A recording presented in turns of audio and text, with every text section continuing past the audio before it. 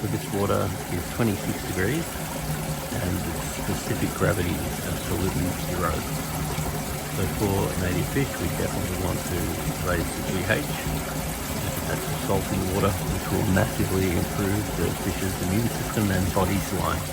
The KH is 2.6, so we definitely want to raise that. The GH is 4.2, so we definitely want to raise that. pH is 7.8, which is good. Phosphate is 0.4, which is fine. Ammonia is 0.2. Nitrite is 0 and nitrate is 5. So what we're doing at the moment is doing a gravel clean. So this device gets pushed into the gravel and any dirt gets sucked out of the gravel and then the gravel falls back down. So when we're removing the water where possible, we try to do a gravel clean because the idea is to pull all of this waste out of the water and then we put clean water back into the aquarium as opposed to just removing the good water from the top and allowing all this waste to stay in the water, because the big fear of the waste is that eventually it can become superfine and it can become anoxic, which means the bacteria can't get into the gravel, and when the bacteria can't get into the gravel it can discharge what's called hydrogen sulfide, and that can actually be poisonous. And it's poisonous to people and fish. Now, though hydrogen sulfide is only a relatively low risk, over time it does increase the risk. But there are products such as Polyfilter, and Polyfilter will adsorb and absorb anything impure out of the water and will remove hydrogen sulfide very efficiently. There's been situations where I've been in where we've disturbed the gravel and all the fish start to die, and then we put the Polyfilter in and it's quite quickly reversed the situation and had the fish be okay. If you're starting to see problems with the fish, the first thing that will happen is gasping. You'll often see them go to the top and gasp or sit at the bottom and gasp. If you see that, I would put Polyfilter in straight away. And Polyfilter is one of those things that's really good to have on hand all the time, because if there is any issues with poisoning such as hydrogen sulfide, you can throw it in and it's very quick and efficient. Now, different species of fish like different levels of GH, and fish like Australian natives in general like quite high GH. So it's quite important to put GH buffers into the water, and the GH is going to raise the salt level, but it's going to add various elements, minerals that are going to aid the GH of the water, which is going to have a huge impact on the immune system and the body slime of the fish. So we definitely want to raise the GH of this water, but we absolutely want to raise the KH of the water. The KH is the carbonate hardness, which really helps with the buffering capacity of the water and also is vital to nitrification and all other biological life. So it's really important that our KH is not zero. For glass cleaning, as far as the front glass is concerned, there's some really good magnets available. So I could send you links to various companies that you can go online and order a magnet, and that will do this really thick acrylic. So you could literally stand here and just do that. So they're not cheap, but they're worth every cent of it, especially for cleaning algae like that, which is normally quite hard to clean. Yeah, but if you're over actual Plecostomus catfish, they've got a certain sucker mouth that actually allows them to clean all this algae off. And you could actually get to the point with the Plecostomus catfish where it's potential that you don't even have to do it at all.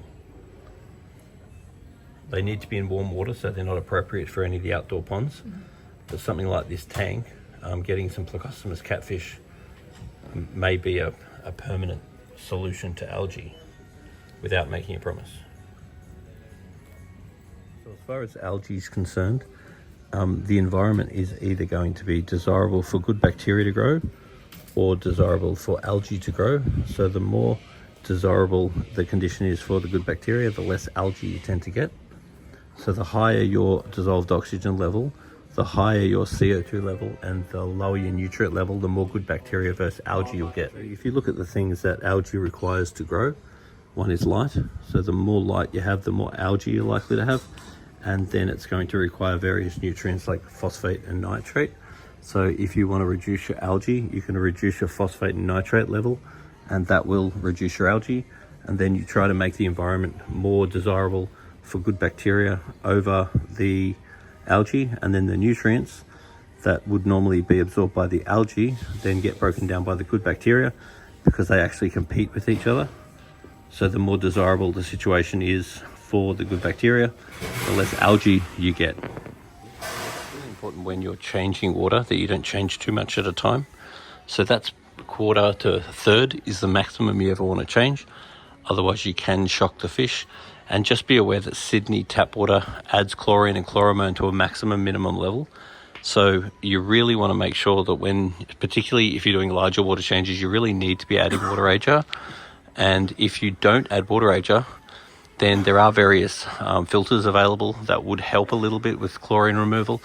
But the risk you take is that if you go and do a water change and it's large and you're importing chlorine and chloramine into your aquarium, you very well can kill off the good bacteria. And if you kill off the good bacteria, either there'll be an imbalance in the aquarium and your algae will start to go stupid, or if it's bad enough, you can actually kill the fish. So I do highly recommend that when you do a water change, just add some good bacteria. Products like Safe are very, very powerful. You would only need like a teaspoon per water change.